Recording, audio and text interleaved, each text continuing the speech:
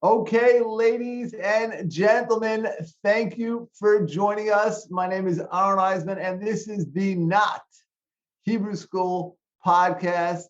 Amazing to have you. This week's Torah portion is the portion of Tetzaveh, all about the clothing of the Kohen Gadol, the high priest.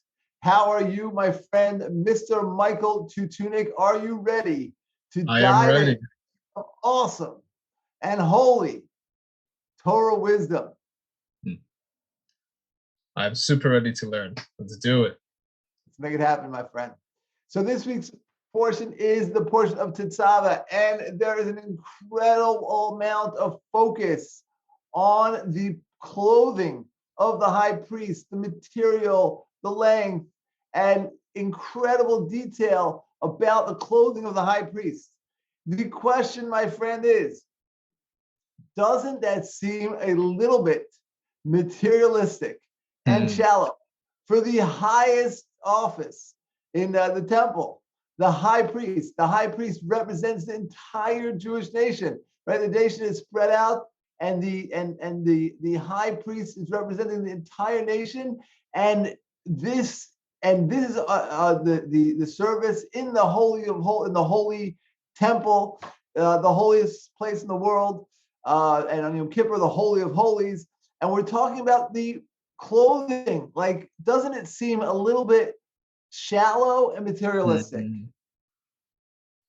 I mean, you got dressed to impress, right? So you're right. You gotta, well, let's try to dig deep. Do you have to dress to impress? So whenever we have a question, Mr. Michael, whenever we have a question in the Torah, there's a little secret that the first time the Torah speaks about a certain topic gives you an inkling about every time that topic is spoken about throughout the Torah. So you have a question about clothing, so then let's look at the first time that the Torah mentions clothing, and that will give us a hint and maybe help us answer our question now. So do you know the first time the Torah mentions clothing, Michael? I'm actually not sure. When I tell you, you're going to kick yourself because you do know. It's just sometimes I myself, you something you know, it's on the tip of your tongue, but you can't place it. And the answer is, you ready? You ready to kick yourself? Yeah. The answer is, get your shoe ready. The answer is Adam and Eve in the garden. Wow. We're given clothing. So what happened? Adam and Eve sinned. They realize that they are unclothed, they're embarrassed, and God gives them clothing.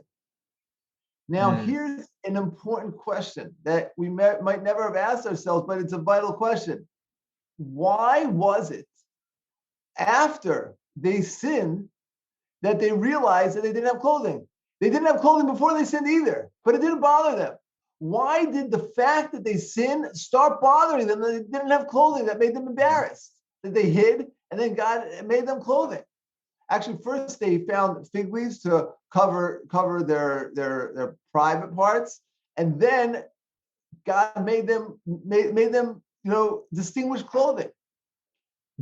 So what was it about the sin that made them realize that they're lacking clothing? Maybe the sin made them recognize they're naked. I'm not sure how. So here's the idea, my friend. Adam and Eve, and every single one of us, are a hybrid. We're a body and a soul. What is a soul? A soul is a piece of the infinite. The infinite, no beginning, no end, God, the infinite God. And you and I are a piece of the infinite. And Adam was a piece of the infinite. So the fact that he was also a body was so incredibly insignificant and so incredibly trivial. It was like, it wasn't even, I remember, I had one of my children a couple of years ago had a swollen lymph node. Wow. Now, I don't even know. Maybe I didn't know there was such a thing as a lymph node. I certainly never thought about lymph nodes. But when this child had a swollen lymph node, thank God she's okay. She's doing great now, thank God. But when that was the word of the week in our house, like lymph nodes, and it was only that when it became swollen that we realized that she had a lymph node. Mm. You see, Adam was a soul. He's a piece of the infinite. The fact that he was a body was so trivial. Imagine you have a scratch on the bottom of your foot, the bottom of your shoe. So it's a big scratch, a little scratch. You had so many things going on. So there's a scratch in your body. You don't even think about it. It's not even in your, right? You have a rocket ship. You have Air Force One, and there's like a chip piece of paint on it, like whatever. Adam was a soul. His body was insignificant. However, when he sinned, he brought attention to his body. He gave into his body, and that, like the lymph nodes, made his body much more important, a force to be reckoned with. And to this day, we're still reckoning with it.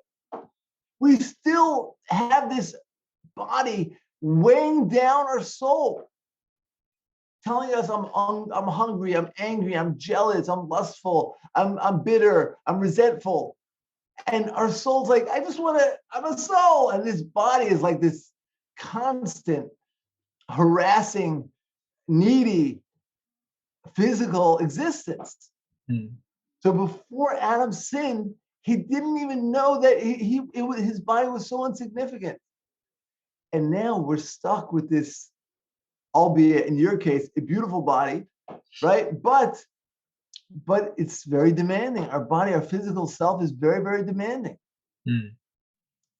And we need to reckon with it.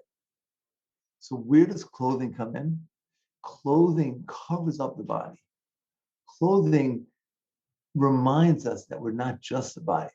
When a person doesn't have clothing, so then their physicality is screaming at them. They're much more obvious. The clothing is incredibly holy because clothing covers up the body so that the person can shine. The part of us that is displayed is our face, which is called a panim. Comes from the word panim. The panim, you look into someone's eyes, you can often see their soul. You see their insides. The panim, your panim, your face tells you the panim, your insides. So the clothing serves a vital purpose to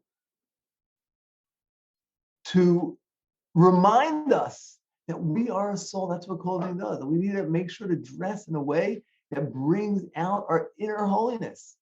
So the Kohen Gadol, the high priest, it's vitally important. His clothing, especially decreed from the Torah, that he followed to the T.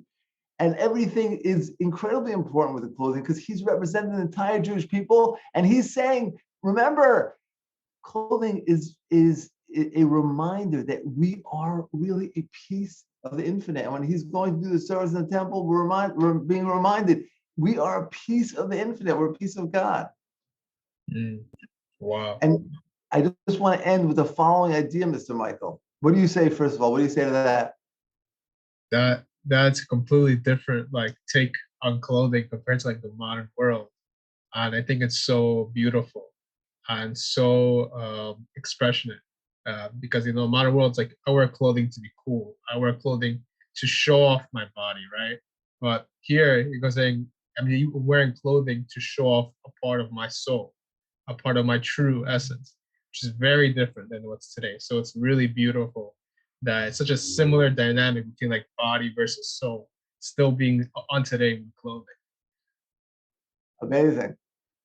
I want to just end, Michael, that all the high priest clothing were in the verse in the Torah. Everyone should check out the Torah, read it inside. But it says after each article of clothing, l'chavod l'sefares, for splendor and glory, except for and by the mechnasayim, by the pants, it was to cover him over, to cover him up. So what we see is there's two levels of clothing. There's our basic needs just to cover our nakedness.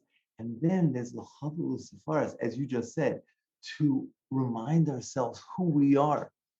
There's the basic needs, food, drink, shelter, and then there's the spiritual needs, right? That's the same thing as clothing. Clothing, you have the basic needs just to walk around that you're not naked, and then there's the Chavru Sefaris to remind yourself how awesome you are.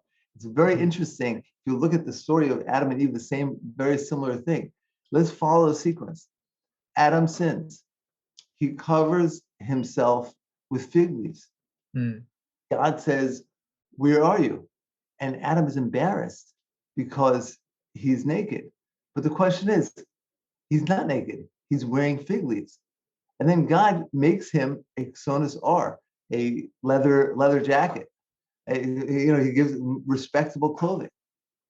So why was he embarrassed? He was wearing fig leaves. The answer is that he wasn't ready to face God.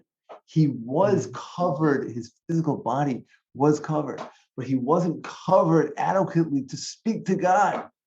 And for that, you need more distinguished clothing. You need clothing that's respectable, clothing that reminds you who you are.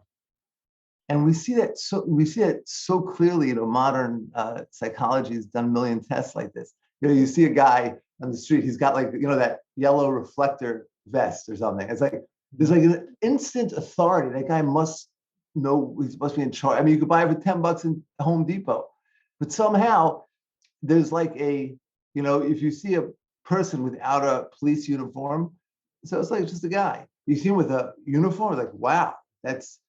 But I want to tell you something very important. It's for other people as well, but it's mainly for ourselves.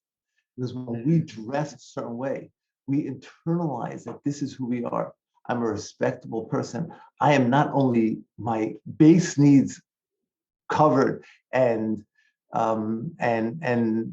fulfilled, but my Chavru Sefaris, my glory, I'm bringing out my true essence. Wow. That,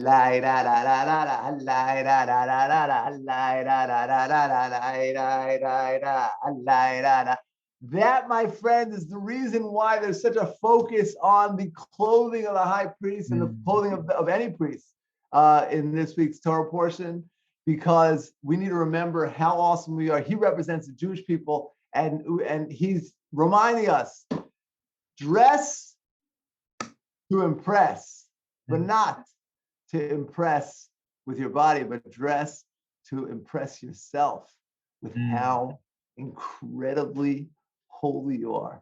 You're a piece of the infinite. You can do anything. There is nothing you can't accomplish if we remember who we are, because God is infinite. There's nothing we can't do. And that is a message for this week's Torah portion. Let's internalize it. Let's live it. Thank you so much for listening. My name again is Aaron Eisman. Feel free to reach out to me at rabbii@meor.org. This is Michael Tutunik, one of the greatest Jews of our generation. Thank you, Michael.